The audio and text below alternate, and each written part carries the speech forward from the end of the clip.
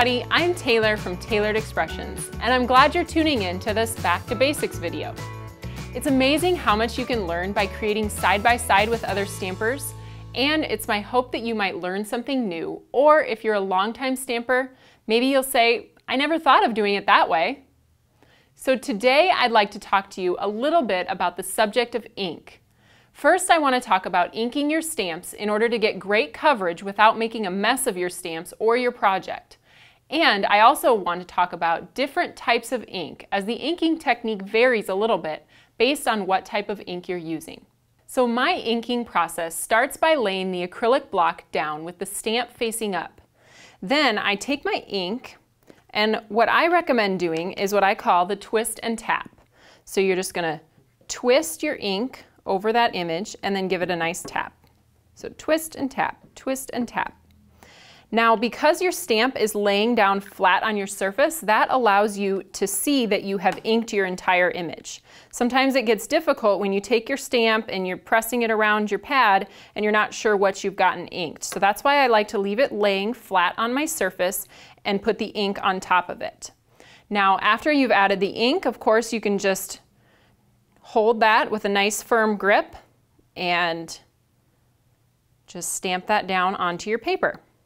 So you can see that by doing it this way, it allows you to ink stamps that are larger than your ink pad. Now, taking this one step farther, the actual stamping of your image is just as critical as the inking of the stamp. So let me walk through my list of do's and don'ts. Now, a do that I just told you about was to hold your block firmly in all 4 fingertips and press down on that without lifting up.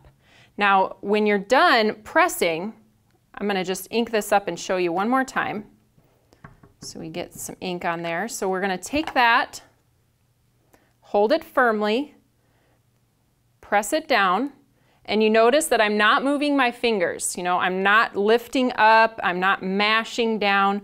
I want to keep my hands just right in place like that.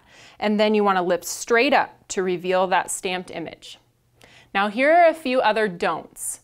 You don't want to rock your stamp while you're stamping it. Let me show you, if you were to rock your stamp, what I mean by rocking. So we're going to ink that up again.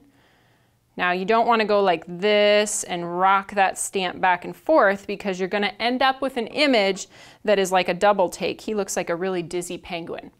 So you also don't want to remove your fingertips from the outside of that block while you're stamping. And then the other one I also covered. Don't mash the stamp with your palm. These are really deeply etched, nice rubber stamps, and by just achieving that firm grip on there and that nice pressure on the ink on your paper, you should be able to get a great image every time. You don't have to worry about pressing really hard. Now, as you know, there are 3 elements involved every time you stamp. There's you, there's the stamp, and there's the ink. And while there are several different types of ink, you'll typically find just 2 types of ink pads. Now, one of them is a felt pad, which often comes with dye-based and hybrid inks. And that's what I have here with this Memento ink pad. You can see it's much more firm than its counterparts. Now, the other type of ink pad is a spongy pad, like this one, which is used typically for pigment inks. And I have a Colorbox chalk ink here in my hands. Now, when you're inking your stamp with a pigment ink, the technique varies slightly. With these spongy pads, you really only need to lightly tap the ink pad onto your stamp.